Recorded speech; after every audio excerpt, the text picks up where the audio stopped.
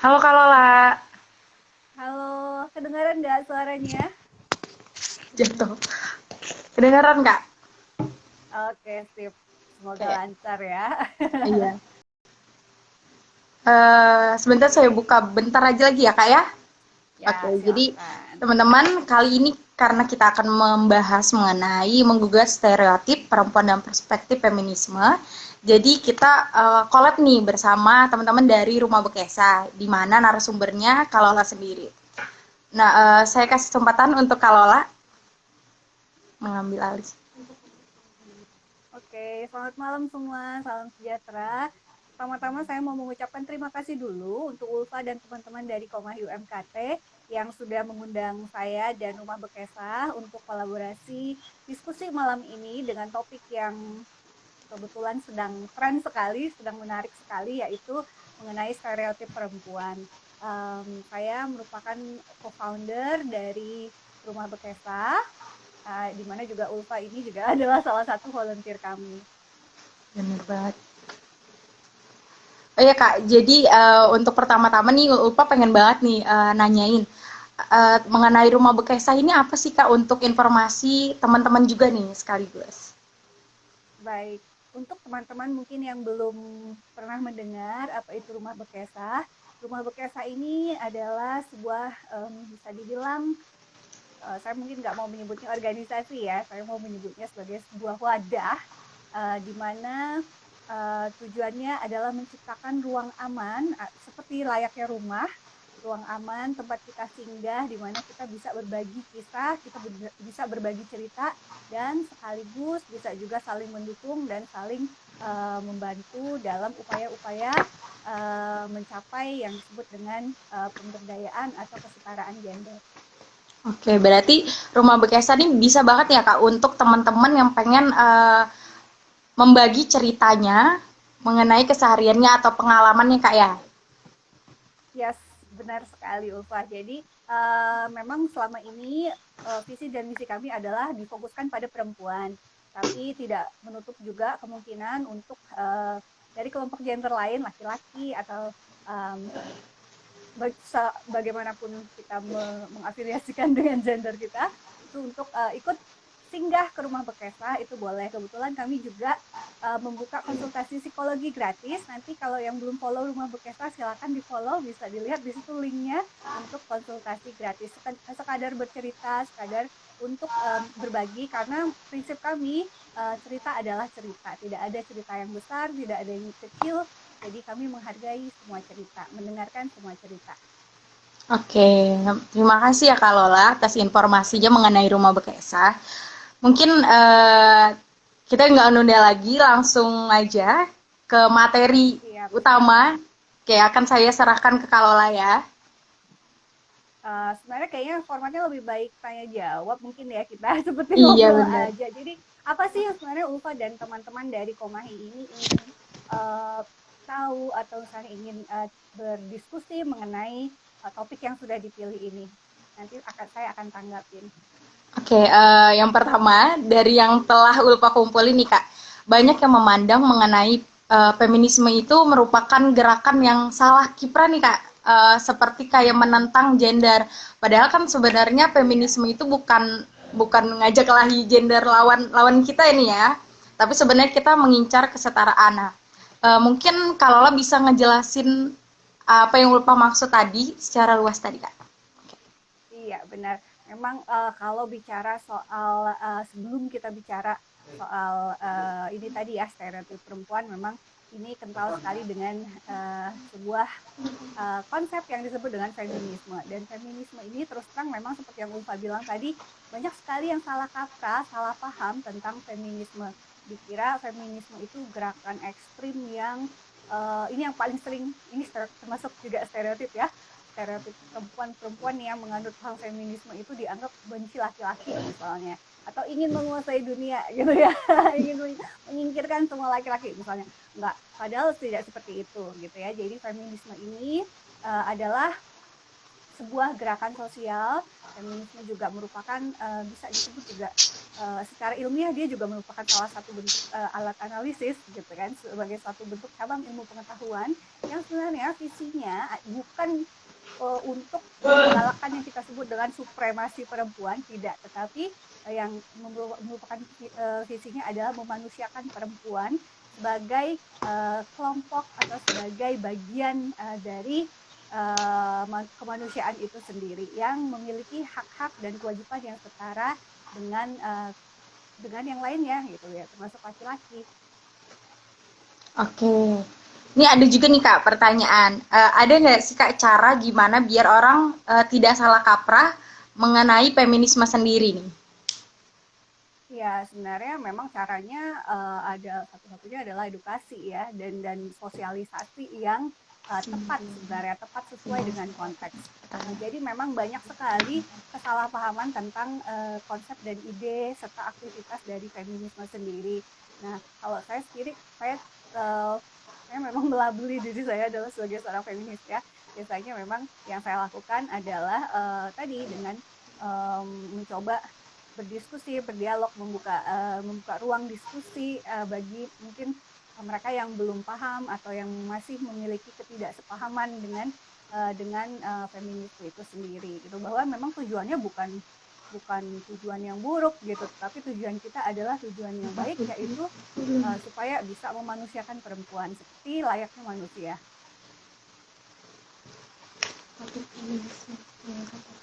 Baik Kak, mengenai stereotip sendiri, sebenarnya masih banyak teman-teman yang dengar kata stereotip nih, ini apa sih stereotip sendiri?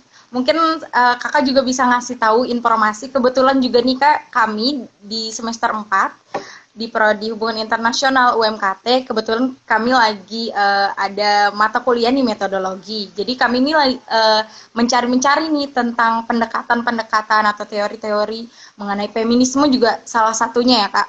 Nah, jadi mendengar kata stereotip ini masih jarang sekali seperti itu. Mungkin dari Kak Lola bisa menjelaskan. Iya, baik.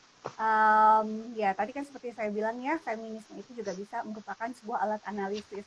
Nah, salah satu yang menjadi concern dari feminisme adalah adanya stereotip gender.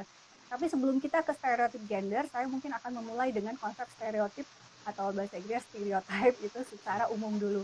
Jadi kalau sebelum ditempelkan kata gender di depannya, stereotip itu secara mudahnya bisa kita pahami sebagai upaya pelabelan atau memberikan label terhadap kelompok tertentu atau golongan tertentu. Jadi stereotip itu tidak hanya untuk gender sebenarnya, tapi juga dulu awal-awal sekali sebelum gencar dengan tema feminisme dan gender, stereotip ini biasanya melekat pada kelompok-kelompok seperti misalnya suku atau agama. Jadi misalnya seperti ini, oh suku A ini pelit atau suku B ini jorok atau apa-apa gitu. Itu namanya stereotip gitu ya. Kita memberikan label karakteristik tertentu kepada sebuah kelompok tertentu. Nah, stereotip gender ya berarti kita memberikan label terhadap sebuah kelompok, yaitu kelompok yang berbasis gender. Bisa perempuan, kebanyakan perempuan gitu, karena kita biasanya ketika kita bicara soal gender ini biasanya dikerucutkan ini menjadi ke perempuan ya. Serta mungkin kelompok gender lain yang non maskulin atau tidak maskulin gitu. Tetapi sebenarnya istilah gender pun ini kan merangkul semua ya, termasuk laki-laki gitu. Jadi ketika kita memberikan pelabelan terhadap laki-laki itu juga merupakan stereotip gender loh gitu. Jadi semua label-label yang kita berikan terhadap sebuah kelompok tertentu berbasis gender itu stereotip gender namanya. Oke.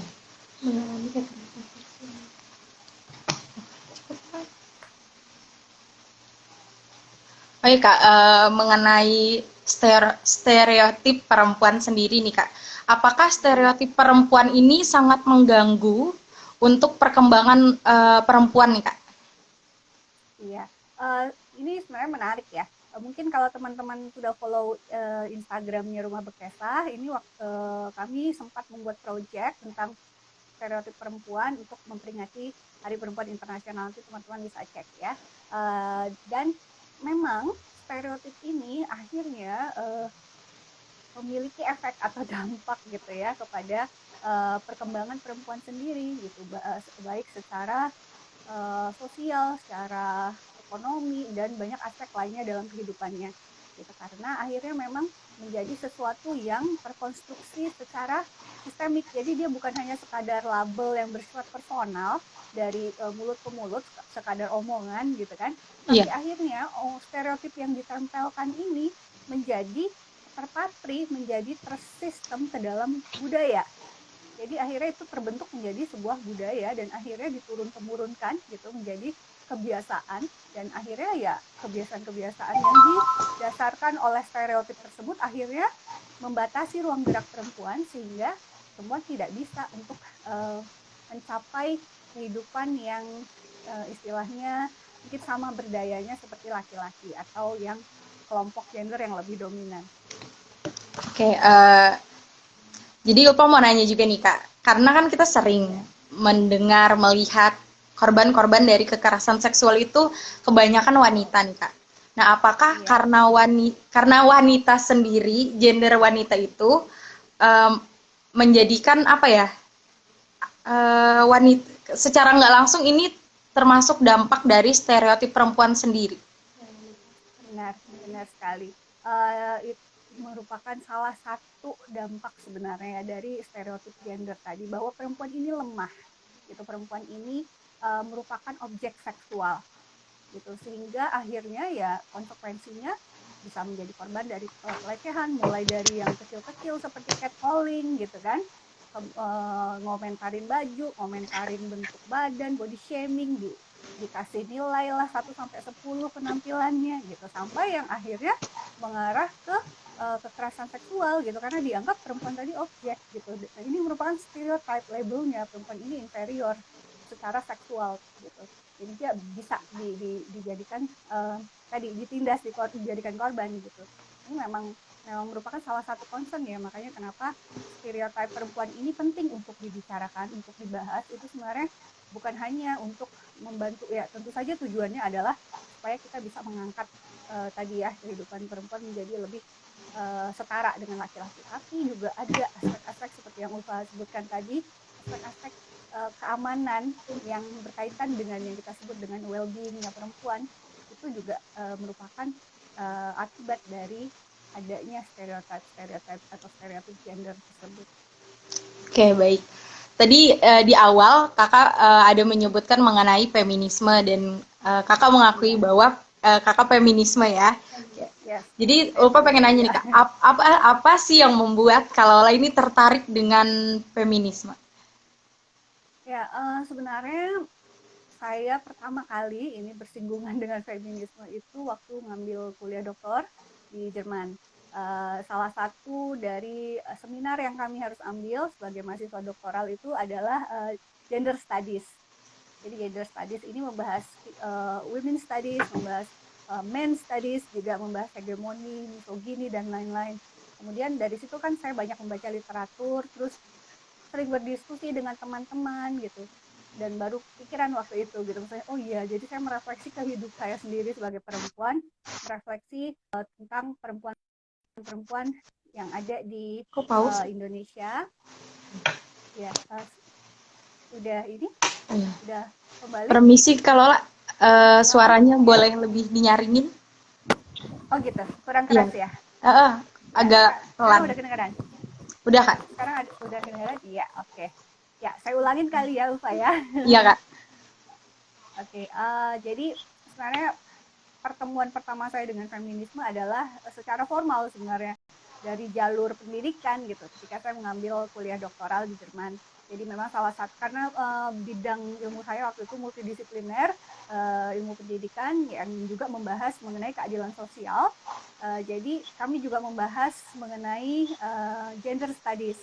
Nah, di situ banyak sekali membahas feminisme, termasuk salah satu profesor saya adalah tokoh feminis namanya Martha Nussbaum, Profesor Martha Nussbaum, dan saya banyak belajar dari pemikiran beliau. Kemudian dari situ dengan diskusi dengan teman-teman saya yang perempuan juga dari berbagai negara, saya mulai merefleksi pengalaman saya sendiri, dan dari situ saya berpikir, oh iya gitu, kenapa saya pengen berbuat sesuatu lebih banyak gitu, karena saya merasa sendiri sebagai perempuan itu susahnya gimana, meskipun saya sendiri menganggap saya termasuk beruntung ya Ulfa. Maksudnya saya kebetulan berasal dari latar belakang keluarga dari suku Dayak Bahau. Nah, di mana suku itu sebenarnya, di suku saya perempuan itu memiliki posisi yang hampir sama dengan laki-laki. Jadi kami boleh menjadi pemimpin kampung, pemimpin adat itu boleh. Terus yang mengurusi Lamin Dayak Wahau itu perempuan, dan banyak-banyak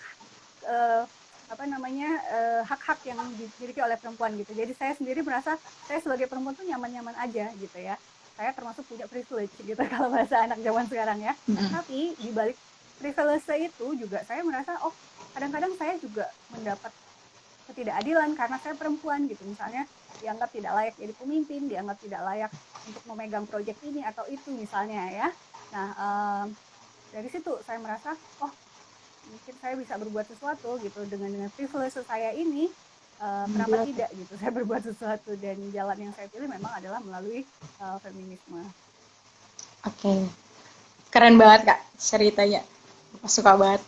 Oke, jadi ada lagi nih Kak pertanyaan. Apakah dampak dari stereotip perempuan tadi memberikan seperti misalnya wanita itu mempunyai keterbatasan untuk memilih pekerjaan apa yang bisa dia pilih atau dia pekerjakan.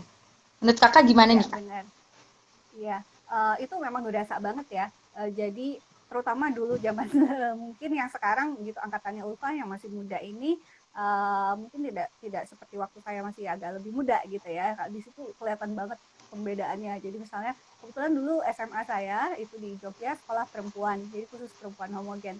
Nah di situ memang kami diajarinnya ya yang masak, menari, kemudian bikin kue dan lain-lain gitu. Jadi meskipun sekolah umum tapi keterampilan-keterampilan yang diajarkan tuh ke arah situ. Kemudian kelas yang favorit juga misalnya kelasnya bahasa gitu ya, yang nantinya jadi guru. Jadi yang kaitannya kayaknya feminin sekali gitu. Sementara tidak ini kan ke misalnya laboratorium atau apa yang meskipun ada juga akhirnya gitu kan, sekarang sudah maju sekali.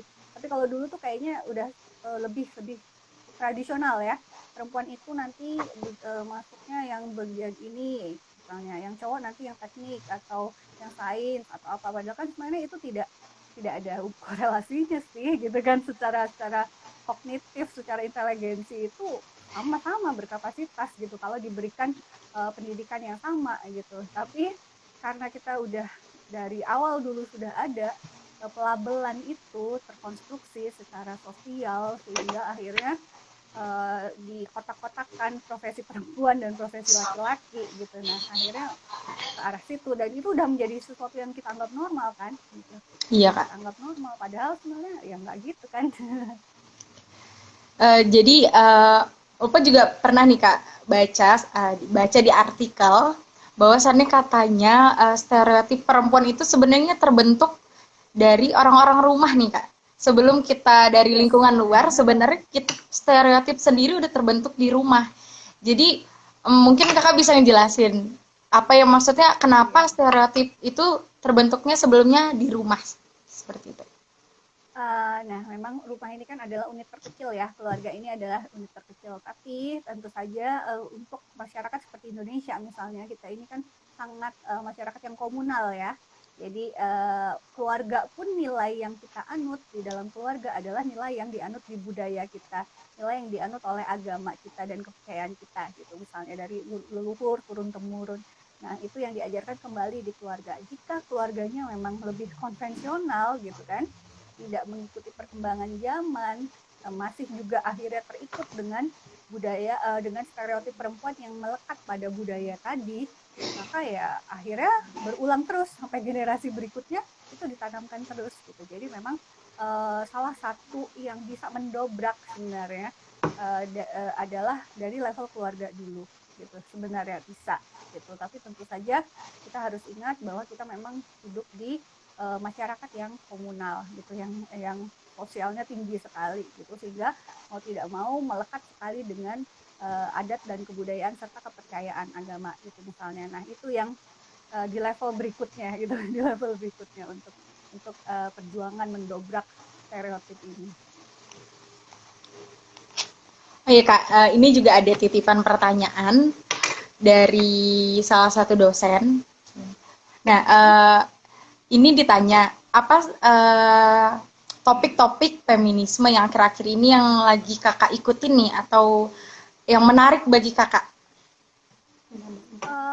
Banyak ya, tapi yang sekarang yang menjadi concern saya adalah yang cenderung bisa ditangani di konteks sendiri gitu ya. Jadi misalnya tadi mengenai yang dibahas di Rumah Bekesa juga, KBGO, dan bagaimana bisa perempuan menjadi agen perubahan, bagaimana kita bisa saling menguatkan satu sama lain, dan ini termasuk stereotip perempuan ini yang juga menjadi salah satu jargon atau tema dari International Women's Day sebenarnya gitu kan.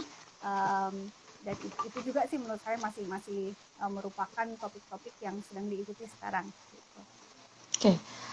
Apa sih Kak yang bisa supaya kita bisa bentar ya. Oke, bagaimana harus melawan stereotip gender terutama pada perempuan Kak? Seperti yang tadi saya bilang, memang dimulai di level keluarga dulu ya, di level yang paling kecil dulu deh, dikuatkan di level itu. Nah, mulai dari situ, kemudian nanti kita keluar ke level yang lebih besar, yaitu level pendidikan gitu. Jadi kalau misalnya prinsip dari kesetaraan gender ini dipraktikkan pada berbagai level di dalam masyarakat, mulai dari level terkecil, itu pastinya nanti in the end kita bisa gitu untuk mulai mengurangi. Saya orangnya realistis ya. Ini merupakan budaya yang udah turun-temurun sudah lama, budaya patriarkis ini gitu. Dan Indonesia ini majemuk sekali. Kita punya banyak suku, kita punya banyak latar belakang budaya, juga kepercayaan dan agama yang berbeda-beda. Tentu saja nilainya juga berbeda-beda. Gitu. Jadi sehingga tidak ada yang disebut one size fits all gitu. Pendekatannya tidak bisa sama gitu di setiap konteks masyarakat dan budaya.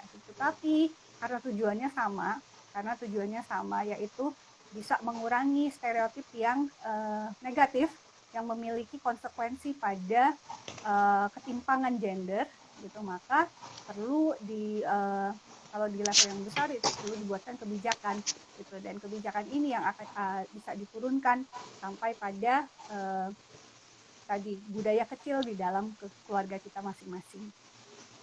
Oke. Ini Kak ada pertanyaan dari Kak Nurul. Apa sebutin ya, apakah feminisme hanya sebatas menjadi alat analisis atau bisa juga menjadi solusi pada permasalahan perempuan, khususnya stereotip gender? Bisa dua-duanya sebenarnya, karena tadi kan dia fungsinya juga sebagai sebuah alat gerakan sosial ya, dan alat gerakan sosial itu menurut saya dia lebih implementatif gitu, jadi maksudnya lebih ke actionnya gitu, sedangkan yang alat analisis ini kan lebih ke konsepnya. Jadi ada konsep, ada action, sehingga feminisme sebagai gerakan sosial ini adalah feminisme yang bergerak untuk bisa menjadi solusi dari permasalahan-permasalahan yang dihadapi oleh perempuan tadi terkait dengan stereotip gender. Jadi sebenarnya stereotip gender ini memang secara mayoritas dialami perempuan, tapi bukan berarti kelompok gender yang lain itu tidak dapat stereotip lah ya, dapat juga gitu kan. Dan makanya kenapa stereotip gender ini penting, karena semua kena sebenarnya, cuma memang yang mayoritas yang kena perempuan gitu, jadi kita fokusnya memang ke yang perempuan dulu gitu. Oh ya Kak, dari yang beberapa tadi sudah Kakak jelaskan mengenai stereotip perempuan terhadap gender tadi, untuk yang pernah Kakak alami, apakah pernah nih Kak, entah di dunia kerja atau di circle Kakak sendiri?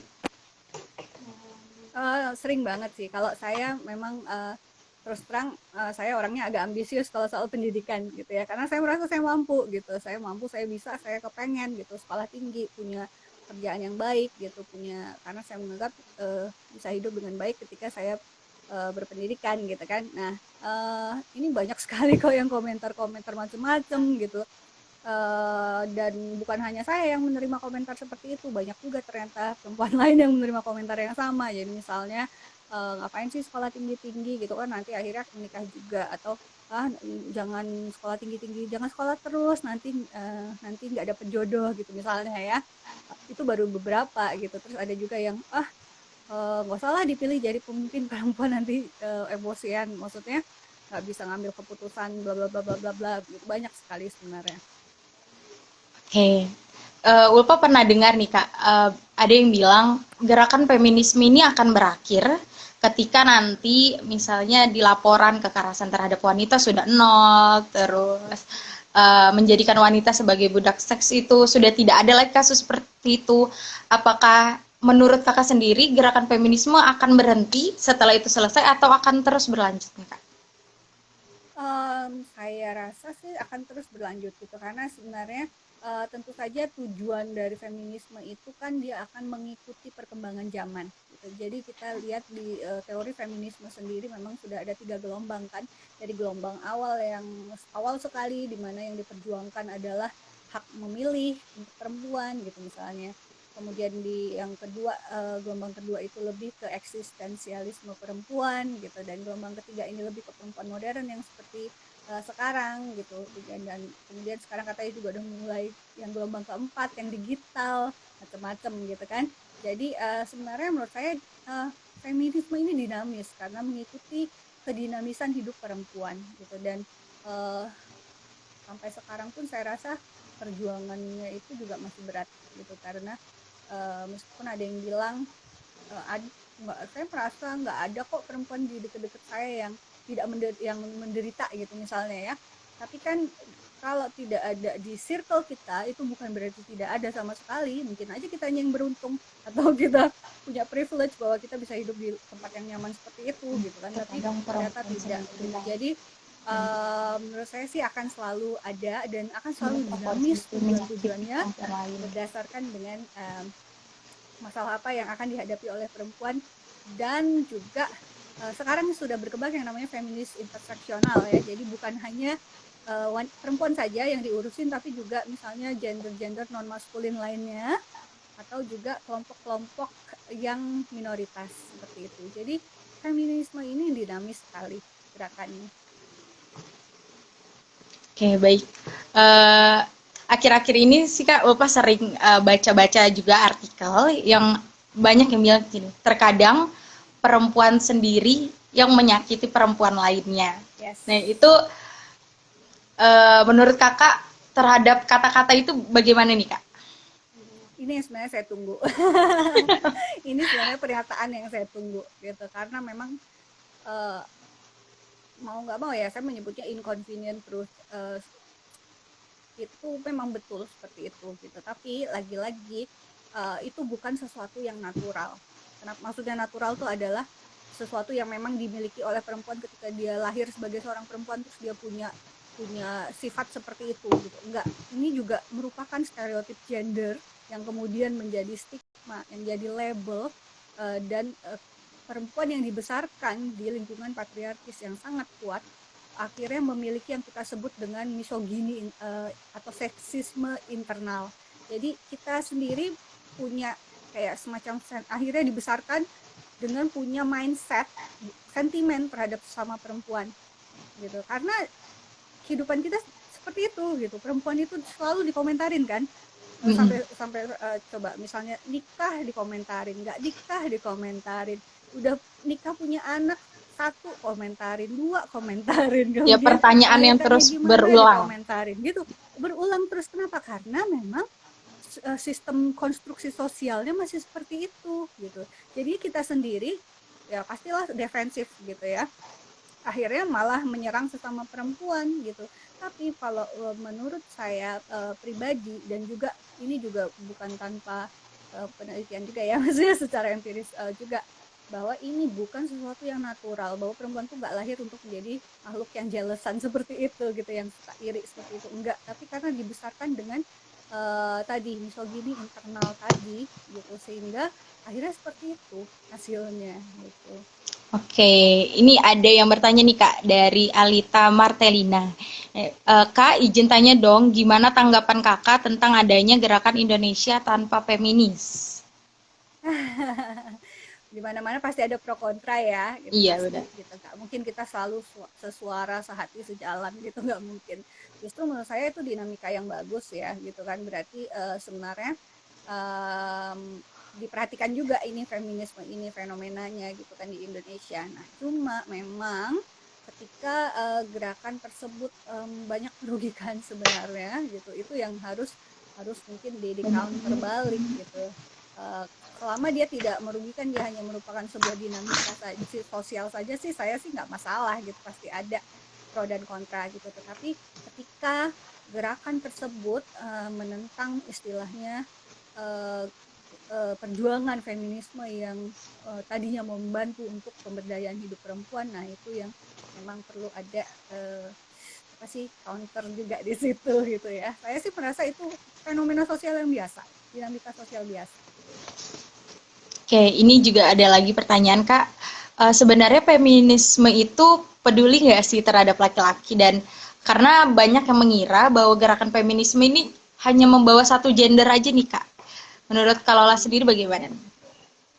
Jadi sebenarnya feminisme itu pun beragam ya, namanya gerakan sosial kan pasti ada sempalannya, ada grup-grupnya gitu ya, ada geng-gengnya masing-masing. Memang ada yang radikal, yang memang hanya perempuan saja gitu kan, tapi ada juga misalnya yang gerakan interseksional yang juga merangkul kaum-kaum gender atau kelompok gender minoritas gitu, atau yang non maskulin, atau juga termasuk yang laki-laki. Jadi ada dua, sebenarnya ada dua standpoint, ada dua apa ya, standpoint bahasa Indonesianya, ada dua pandangan ya, ya itulah standpoint ya terhadap laki-laki di sini dalam feminisme. Jadi ada yang menyebut bisa laki-laki itu menjadi seorang feminis, dia boleh memanggil dirinya seorang feminis gitu, jadi feminis laki-laki. Tapi ada juga yang mengatakan laki-laki itu nggak bisa jadi feminis, dia hanya bisa menjadi sekutu feminis, jadi kita sebutnya ally gitu, dia hanya bisa menjadi ally. Kalau menurut saya sih itu masalah penamaan aja ya. Tapi basically feminisme itu tidak merugikan laki-laki kok, karena tujuannya bukan supremasi perempuan, dimana nanti kebalik gitu, perempuan yang nindas laki-laki gitu, enggak. Tapi sama-sama manusia, kita sama-sama bisa jalan sesuai dengan kapasitas kita menjadi sama-sama manusia gitu. Jadi sebenarnya feminisme itu juga sebenarnya tidak apa ya, dia membantu laki-laki juga kok, masuk tadi untuk stereotip laki-laki juga, laki-laki nggak boleh nangis lah, laki-laki harus yang jadi pemimpin lah, dia yang harus kerja keras lah, ini gitu kan. Nah dengan feminisme tuh nggak nganggap seperti itu gitu, karena semuanya sama, perempuan bisa jadi pemimpin, laki-laki bisa jadi pemimpin, perempuan bisa cengeng, laki-laki bisa cengeng juga gitu kan. Itu personalnya aja gitu kan, bukan karena secara natural perempuan cengeng atau laki-laki cengeng gitu kan. Jadi sebenarnya laki-laki itu akan banyak diuntungkan kok kalau misalnya mendukung feminisme. Oke. Ketimbang ruginya ya. Ada lagi nih Kak pertanyaan dari teman saya nitip juga. Dia mikir gini Kak, stereotip tuh kan kadang mengganggu. Karena kita lagi membahas mengenai stereotip perempuan, apakah stereotip itu mesti diberantas atau tidak menurut Kakak? Stereotip itu memang lebih banyak konotasinya negatif ya gitu, jadi dia membawa konsekuensi yang negatif gitu. Jadi kita memiliki konsekuensi negatif, uh, maka sebaiknya memang diberantas gitu. Saya sebaiknya memang tidak dilanggengkan gitu ya. Kalau berantas itu kesannya kayak apa gitu. Berantas tidak dilanggengkan gitu, saya tidak diteruskan yang seperti itu, karena memang dampaknya tidak baik gitu, dampaknya tidak baik. Jadi sama lah kayak penyakit, cuma dia penyakit sosial gitu kan. Jadi memang sebaiknya stereotip apapun, termasuk stereotip yang untuk kelompok lain loh ya selain gender, yang tadi seperti yang saya kasih contoh di awal, yang stereotip suku dan lain-lain, ya masa sih ada suku yang mau disebut pelit gitu kan, sampai kapan tuh yang nggak ada yang mau kan gitu. Ya sama aja seperti perempuan juga seperti itu, nggak ada perempuan yang suka dibilang cengeng atau emosional atau lemah gitu kan. Laki-laki juga seperti itu, nggak ada yang mau disebut ini dan itu gitu kan. Jadi ya memang sebaiknya memang tidak dilanggengkan yang seperti itu. Oke, ada pertanyaan nih Kak dari Wahyuni. Kak mau bertanya, kenapa di dalam budaya kita masih banyak yang lebih menuntut perempuan harus ini dan itu terlebih dalam pekerjaan di rumah? Betul. Nah, Ada ini lanjutannya masih Kak? agak oh masih ada. Oh iya, Oh iya. dan laki-laki malah dimaklumi untuk tidak melakukan pekerjaan tersebut. Seperti ada Iya. pembagian pekerjaan mungkin ya Kak, menurut saya. Iya, ini apa sih namanya, tadi ya, pembagian tugas domestik tradisional gitu kan. Ya ini yang tadi saya sebut sebagai konstruksi budaya dan yang turun-temurun gitu di dalam budaya kita, bahwa tadi laki-laki karena dia disebut tugasnya adalah di luar rumah mencari nafkah dan lain-lain gitu. Kemudian perempuan yang di rumah, jadi ya memang akhirnya standar standar yang ketat itu diberikan kepada seorang perempuan gitu. Padahal perempuan yang kerja di luar juga banyak kan yang jadi pencari nafkah utama itu banyak sekali sekarang gitu kan, dan masih harus ngurusin rumah gitu. Jadi memang ketika kita ingin mendobrak stereotip gender, jadi saya nyebutnya gender di sini bukan hanya perempuan ya, stereotip gender, maka pembagian tugas domestik ini pun untuk khususnya yang mau berumah tangga ya gitu, maka dibuat harus didobrak menjadi lebih balance pembagian tugas gitu. Siapapun bisa masak, masak itu survival skills ya, laki-laki harus bisa masak, perempuan harus bisa masak gitu. Nanti kalau terdampar di mana gitu, ada kayu api dengan ini suruh masak, kalau nggak bisa nggak bisa makan, nggak hidup gitu kan. Nggak bisa dong nyari cewek dulu disebut masakin gitu kan, karena yang bisa masak cewek doang gitu. Nah itu nggak ada urusannya sama terlahir perempuan dan terlahir laki-laki, itu konstruksi sosial gitu. Maka itu yang kita harus dobrak juga gitu. Dan memang perjuangannya cukup susah karena ini sudah masuk ke dalam sistem budaya ya, jadi memang harus pelan-pelan sekali. Ya. Oke, ini Kak, ada lagi pertanyaan dari Alita Martelina. Bagaimana tanggapan Kakak tentang stereotip jika misalnya cewek pendukung feminisme adalah seorang lesbian, sedangkan lesbian itu sendiri kan termasuk orientasi seksual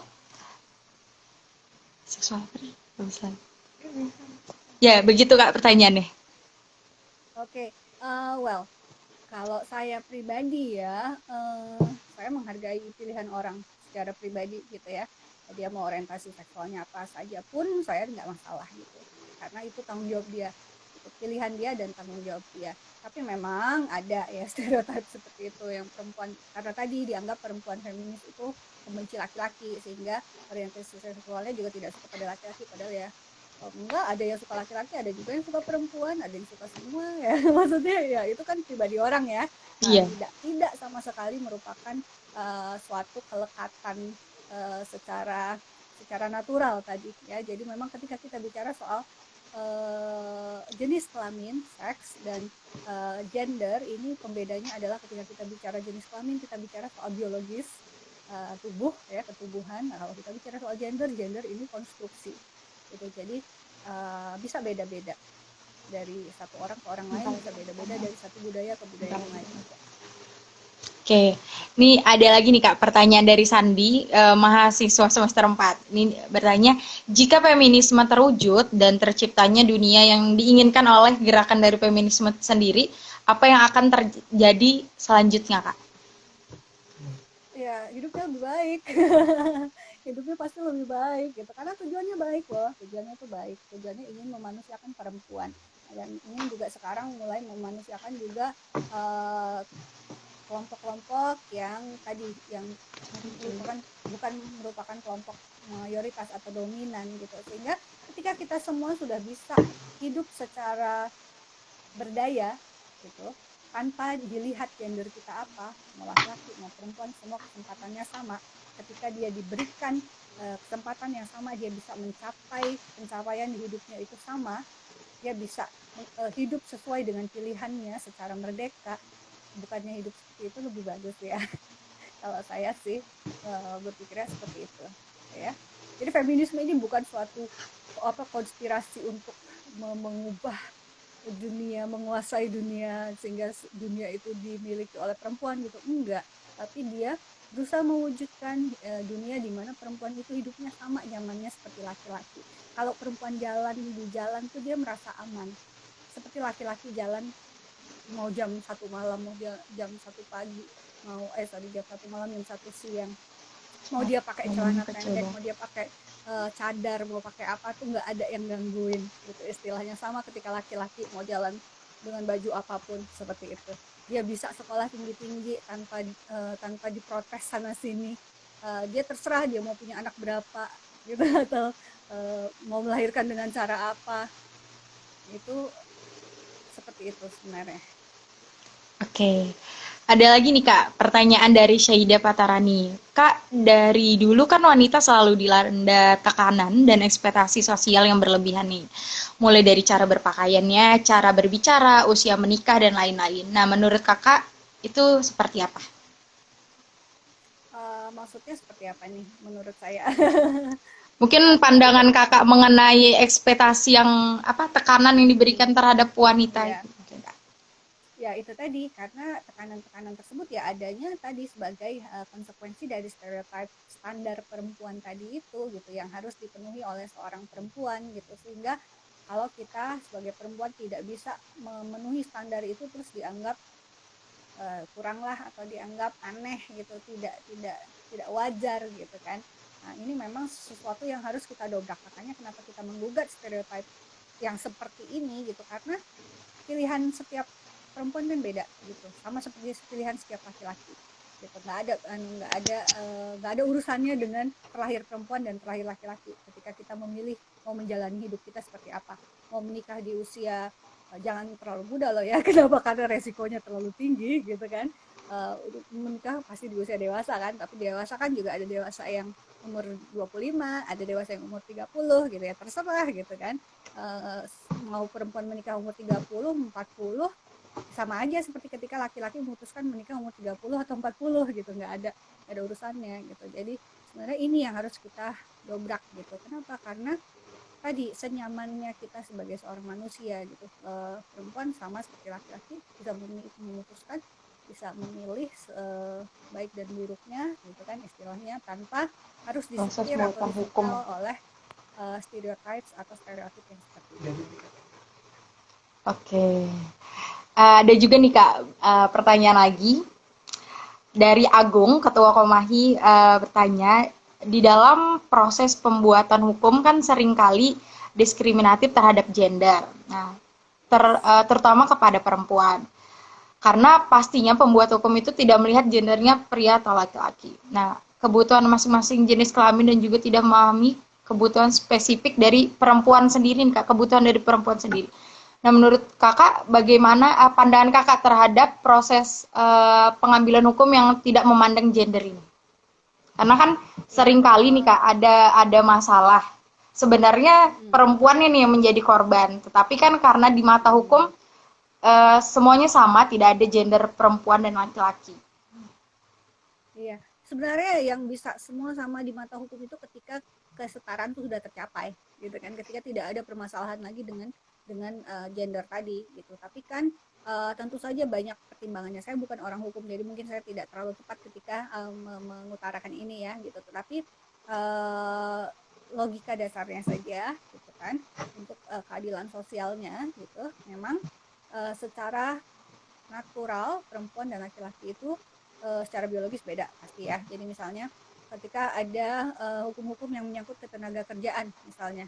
Jadi ada peraturan tentang cuti hamil gitu atau cuti melahirkan gitu. Nah, sekarang di negara-negara yang sudah lebih setara laki-laki dan perempuan itu dua-duanya suami dan istri mendapatkan jatah cuti tersebut gitu kan tapi tentu saja beda ya karena yang melahirkan yang mana gitu kan jadi ya pasti yang lebih panjang yang melahirkannya gitu kan karena juga proses pemulihan dan lain-lain tetapi di masyarakat di negara seperti Indonesia yang kita belum sampai di situ terus terang kita belum sampai di situ jadi tidak bisa juga dipukul rata gitu kan jadi memang harus ada perspektif gender di situ yang mengutamakan kesetaraan tadi ini sebenarnya karena kalau tadinya saya bisa nunjukkan gambar akan bagus gitu jadi ada ilustrasi nih tentang perbedaan kalau dalam bahasa Indonesia itu sayangnya istilahnya sama yaitu kesetaraan tapi kalau dalam bahasa Inggris itu ada dua istilah yang berbeda satu equity satu equality jadi kalau equality itu tadi yang sama jadi semua dikasih misalnya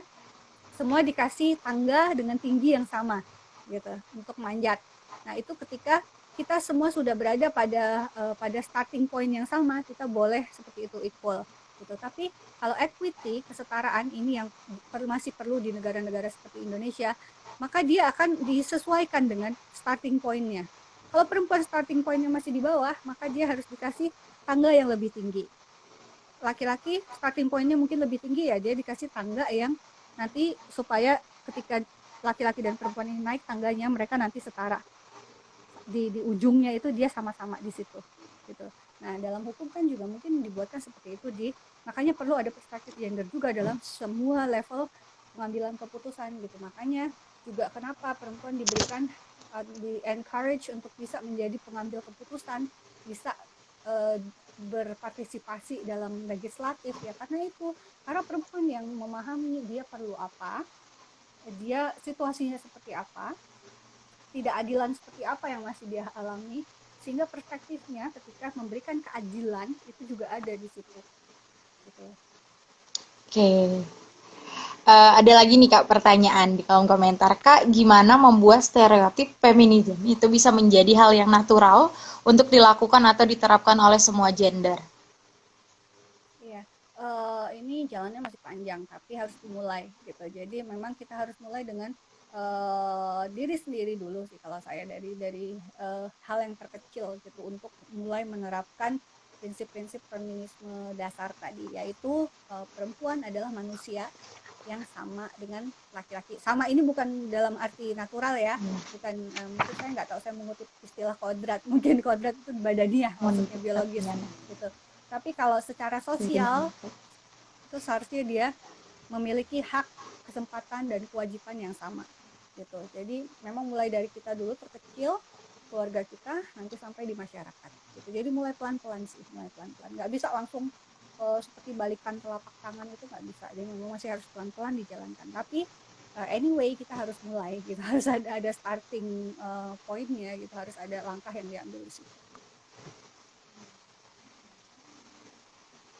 Oke, ada yang bertanya lagi nih Kak, Tri dari mahasiswa semester 4. Bagaimana pendapat Kakak mengenai budaya patriarki dan kesetaraan gender? Ya, budaya patriarki ini ya musuhnya feminisme, musuhnya perempuan sebenarnya gitu. Kenapa? Karena memang di dalam budaya patriarki perempuan itu menjadi yang inferior, menjadi yang berada di posisi tidak dinyamankan gitu, tidak diberdayakan di situ gitu. Sehingga memang yang menjadi musuh feminisme atau musuh gerakan pemberdayaan perempuan itu bukan laki-laki, bukan laki-laki per se gitu, tetapi adalah patriarki. Patriarki, sistem patriarki, budaya patriarki ini bukan hanya bisa dimiliki oleh laki-laki, tapi juga seperti yang tadi sudah kita bicarakan, bisa juga dimiliki oleh perempuan gitu. Perempuan yang sudah dibesarkan dalam budaya patriarki, maka dia akan memiliki sudut pandang patriarki gitu. Dia menindas sesama perempuan juga gitu. Nah, ini yang menjadi PR kita sama-sama gitu, supaya gimana ini bisa kita dobrak, bisa kita ubah tangannya yang seperti itu. Ya, permisi Kak, suaranya boleh sedikit naik Kak? Agak kecil ya? Ya, soalnya Okay. mengecil. Oh iya, sorry. Mungkin agak jauh ini, saya mulai agak menjauh dari mikrofon. Okay. Oh iya Kak, nah ini pertanyaan yang sepertinya akhir-akhir ini sering sekali Upa baca di Twitter, Upa baca di Instagram. Kalau dulu kita bertanya seperti pada sesama perempuan ya Kak, kapan nih nikah? Kapan nih punya anak? Nggak nambah anak lagi nih atau nggak kuliah nih kayak gitu. Nah sekarang yang Upa baca kayak kita tuh kalau misalnya bertanya seperti itu katanya itu tuh terlalu kasar seperti itu. Nah, apakah ini termasuk salah satu dampak dari membuat stereotip perempuan menjadi lebih natural? Bukan stereotip perempuan nggak, stereotip feminisme seperti itu. Apakah ini dampaknya? Ya karena itu tadi ya sudah saya sebutkan, karena stereotip ini kan akhirnya sudah benar-benar menjadi sesuatu yang normal di dalam budaya. Jadi kita nganggap ya kan gue bercanda doang, maksudnya kan cuma bercanda nanyain gitu kan, basa-basi aja biar ramah gitu. Tapi kan nggak semua orang menganggap itu ramah gitu. Jadi itu yang mungkin harus kita edukasi juga ya, bahwa yang terutama adalah kita harus menganggap bahwa perempuan, nggak cuma perempuan sih, yang laki-laki juga, masa sih nggak jengkel kalau ditanyain kapan kapan nikah terus gitu kan, pasti Pesan. jengkel juga kan gitu, berasa diledek gitu. Jadi stereotip-stereotip yang seperti itu memang ketika dia tidak menyamankan, ketika dia memberi dampak negatif, maka itulah yang harus kita jadikan apa istilahnya acuan bagaimana ini nanti bisa kita ubah gitu ya, tidak dilanggengkan lagi lah dalam kebudayaan kita di masa yang akan datang gitu. Ini bukan masalah sensitif gitu ya, maksudnya masalah orangnya yang sensian gitu maksudnya, tapi itu tidak menyenangkan. Yang seperti itu tuh tidak menyenangkan karena sudah istilahnya mencampuri ranah personal orang lain. Oke. Karena ini sudah kita di ujung waktu nih Kak, ada nggak sih Iya. pesan dari Kakak atau apa kesan saran kepada kami mengenai topik yang sedang kita bahas nih Kak? Oke, mungkin pertama-tama saya benar-benar apresiasi ya untuk Komhayu UMKT untuk mengangkat tema yang seperti ini karena memang tema ini penting gitu ya. Uh, Bukan cuma untuk perempuan, kadang yang saya lihat di sini akhirnya yang merasa tertarik hanya perempuan, yang merasa harus bergerak itu hanya perempuan, tidak gitu. Jadi mungkin ini juga untuk teman-teman yang laki-laki atau yang mengasosiasikan dirinya bukan perempuan gitu ya, bahwa feminisme dan apa namanya gerakan pemberdayaan ini dan penggugatan kita terhadap stereotip gender ini bukan hanya untuk perempuan. Memang mayoritas perempuan gitu karena akhirnya yang jadi sasaran sering banyaknya perempuan gitu. Tapi sebenarnya ini untuk kebaikan kita bersama gitu, untuk kebaikan kita bersama gitu. Jadi stereotip apapun itu ketika dia mempunyai konsekuensi negatif maka sebaiknya memang tidak dilanggengkan gitu. Jadi kita sama-sama mengedukasi diri, kita sama-sama berdiskusi, mencari jalan keluar, sama-sama mengusahakan jalan keluarnya juga. Terserah mau saya sebagai seorang feminis tidak pernah memaksa orang lain untuk menjadi feminis, gitu. Tapi mungkin yang harus saya luruskan adalah di sini feminisme itu bukan tujuannya sebagai supremasi perempuan, tetapi tujuannya adalah memanusiakan perempuan. Oke, terima kasih Kak Lola. Oh iya Kak Lola, ini masih ada satu pertanyaan dari teman kita. Masih bisa Kak? Silakan. Oke, Selama belum diputus koneksinya. Oke. Kapan perempuan pertama kali mendapatkan stereotip sebagai orang yang mudah menangis, tidak mandiri, meledak-ledak emosinya dan pemarah? Apakah sejak ia lahir dan mengenal lingkungannya, atau sejak lingkungan membentuknya pada konstruksi hierarki gender yang melekat, Kak? Jawabannya tidak bisa salah satu di antara dua itu karena kombinasi keduanya gitu. Jadi karena sebelum kita lahir, kita kan lahirnya di tengah keluarga ya. Kita lahir di tengah keluarga. Keluarga ada di tengah masyarakat dengan budaya tertentu, dengan kepercayaan tertentu. Nah, itu akan berbeda-beda dari satu orang ke orang yang lain, satu perempuan ke perempuan yang lain, tergantung dari di mana dia dilahirkan juga, di budaya mana dia dibesarkan gitu. Ada kebudayaan yang tidak patriarkis, ada yang sangat patriarkis gitu. Jadi yang tadi disebut cengeng dan lain-lain itu akhirnya tergantung dari konstruksi stereotip yang ada di dalam budayanya tersebut gitu. Oke, Kak, lupa mau nanya nih. Ini udah ditahan-tahan sih sebenarnya, baru ingat. Kan setiap keluarga, setiap orang tua itu mendidik anaknya dengan cara masing-masing. Anggapannya stereotip setiap keluarga itu berbeda-beda kan, Kak? Nah, apakah dengan macam-macam stereotip yang diberikan kepada masing-masing anak itu tadi menjadikan pergesekan gitu Kak. Misalnya perempuan A dengan perempuan B akhirnya dengan stereotip yang berbeda dari orang tuanya masing-masing membuat pergesekan nih Kak.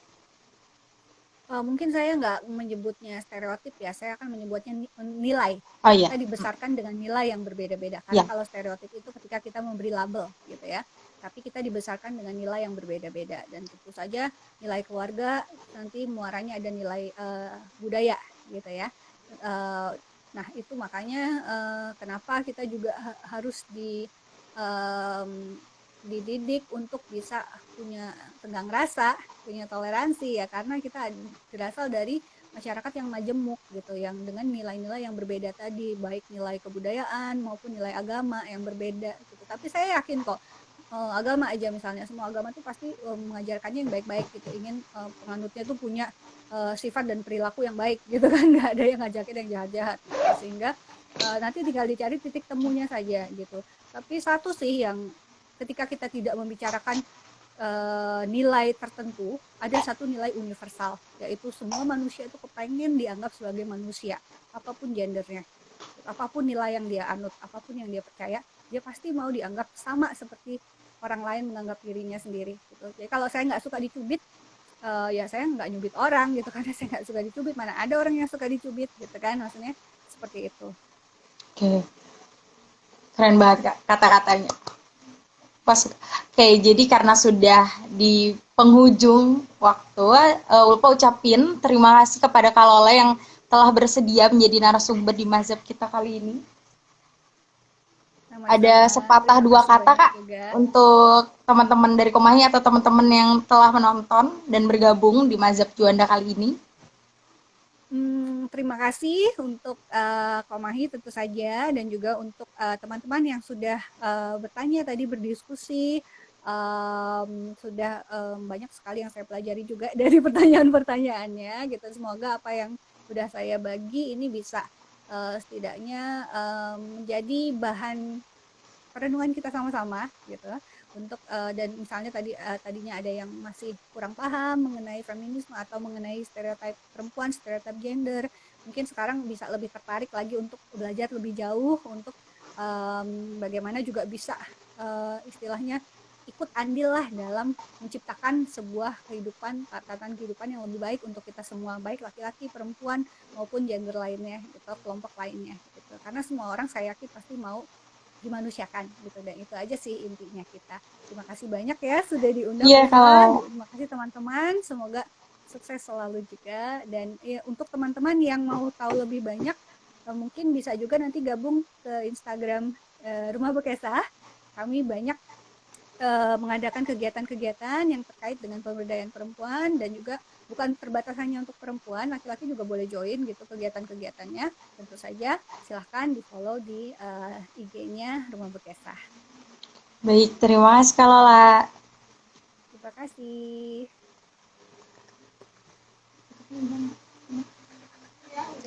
Oke, teman-teman, saya mewakili teman-teman dari Komahi mengucapkan terima kasih banyak terhadap teman-teman yang telah berpartisipasi di dalam mazhab kali ini. Dan kata saya ucapkan mohon maaf apabila